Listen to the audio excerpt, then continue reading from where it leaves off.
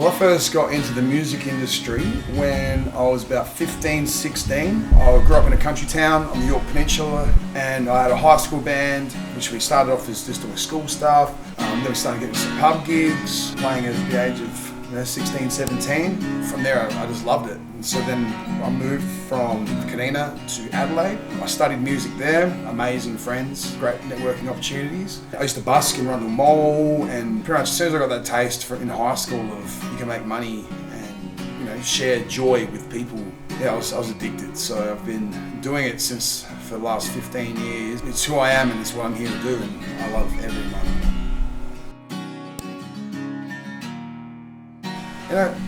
That first gig is also just like the most nerve-wracking because it's just, I remember, you're so locked in and you just don't, looking back at it, it's kind of embarrassing, but it's also really nice to look back and, see how much you grow and develop. Yeah, I like looking back at those fun times.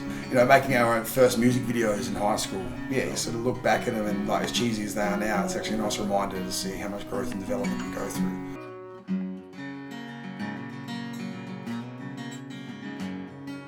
The turning point in my life that made me pursue music as a full-time career was in high school. If you asked me anywhere, from essentially year 7 until year 11, I was like, I'm aiming to be a doctor. Music was starting to sort of take off. I was in a band, and so after high school I then went to uni and I studied jazz at the conservatorium as a singer. I live, eat, breathes, everything is music. It puts me on my greatest highs, pulls me out of my lows. If ever I reach a crossroad in my life, it's just like, well, music's the obvious choice for me to go to. It makes life decisions way easier.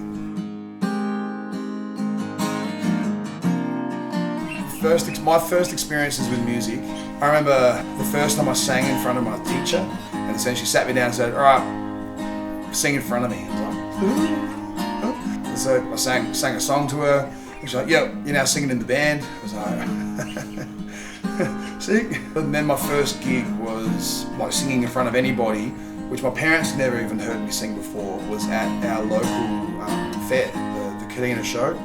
And yeah, I remember my parents talking to me afterwards, man, we've never heard Jake sing before. We're gonna have to tell him if he sucks. Like, I featured on The Voice in 2018, and it was really, that was an amazing crowd. It was just a few hundred people, everyone's there, and the crowd reception was amazing. Like, it was really lovely. And even though I didn't turn any chairs, it was really nice that all those people in that room were all on my side and wanted me to go further, and it was really, really affirming. One thing that could have probably let me down a little bit is that I am fortunate enough not to have any sob stories. Yeah, since COVID's finished, I've been able to just devote all my time and effort into just music, which I'm stoked, and I'm very lucky and grateful every day.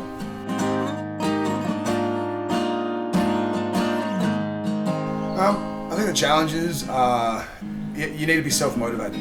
We want that lucky break, but that lucky break isn't going to happen unless you put yourself out there in the first place. Luck is preparation and opportunity intersecting. There are parts of the job that are not fun. Everybody else sees you on stage, sees you performing and thinks, oh my God, how fun is this? Like, man, that's the best job in the world. There's the admin, there's the finances, there's the waiting for payments to come in, there's the negotiating with venues, booking agents, and with clients about prices and all this sort of stuff. You need to learn songs that you probably don't even necessarily like, for example, for like a wedding or a party, or learn pop songs, and then you're constantly battling with that, am I being true to myself? I'm an artist. There's all these sort of like things that can make it not fun. The best part, which is only a small part of it, is then the performing in front of live people. Probably the most fun you can have in the entire world.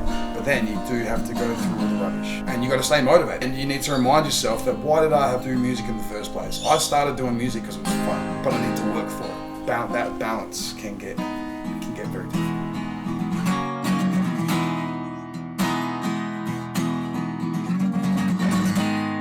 I don't really read music, even though I studied at uni. I'm definitely more of an ear player. So guitar-wise, I'm definitely more of self-taught. Bass, I got like a couple lessons here and there, but vocally, got lots of lessons for a good 2.5 years while I was at uni, and I got some vocal lessons while I was in high school. A lot of teachers won't teach you how to create gravel in your voice. So that's something I've taught myself. I'm very much a rhythm guitar player. My strumming style is something I've sort of developed myself, not from someone else. I do lots of mashups, and I'm very inspired by singers such as like Mike Patton from Faith No More and Mr. Bungle, like Serge Tankian, even like Robin Williams, Jack Black, guys that are not afraid to throw their voice around. I'll do that at shows, so I'll dance between Superstition into the White Stripes, into Milkshake like Khalees, like Taylor Swift, and I'll do Gwen Stefani, and then I'll go into full Eddie Vedder, Pearl Jam mode, and then I'll go into full Metallica styles, then I'll go into Rage Against the Machine. So like, it's pretty broad, like from funk to soul to metal to grunge to rock to country. So I try to be as broad as I possibly can. Whatever just comes, I like to just let it come out, I guess. I think what draws me the most is to people that to me sound like they're being their most authentic self, and that comes across in their music. And they're not just trying to tickle everyone else's fancies. It's like, no, this is just good music in my opinion, and if people jump on board, then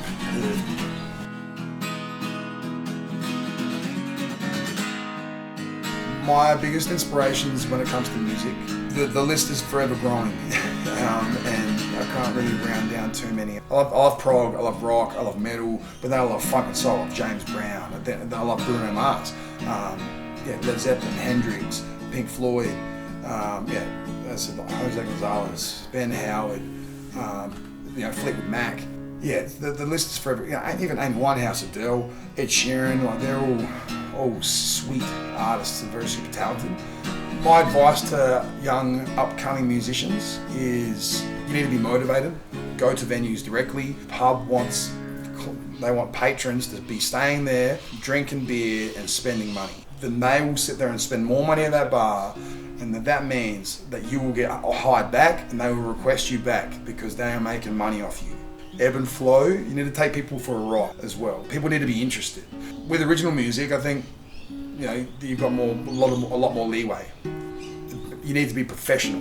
Venues got too much. They've got staff to worry about. They've got patrons to feed. They've got chefs they have to sort out. They've got their own stuff. Last thing they want to be thinking about is the musician going to rock up on time. Be mindful of your volumes. Do not be afraid to ask the bar manager, say, just let me know if I'm too loud or if you want me louder. If music's too loud, people won't want to come up close because they want to have conversations. If you're an upstarting musician, you don't have a fan base, so people are rocking up there to drink, to like catch up with family, with their work colleagues. You need to keep those people there, and if you're too loud, they're not going to be able to talk, and you fail, straight up, and then the venue ain't going to get you back. And it's just like little things. Like if you've got young people, play younger songs. If you've got old people, play older songs. If you've got an overall mixed bag, then make sure you just giving everyone a little tickle.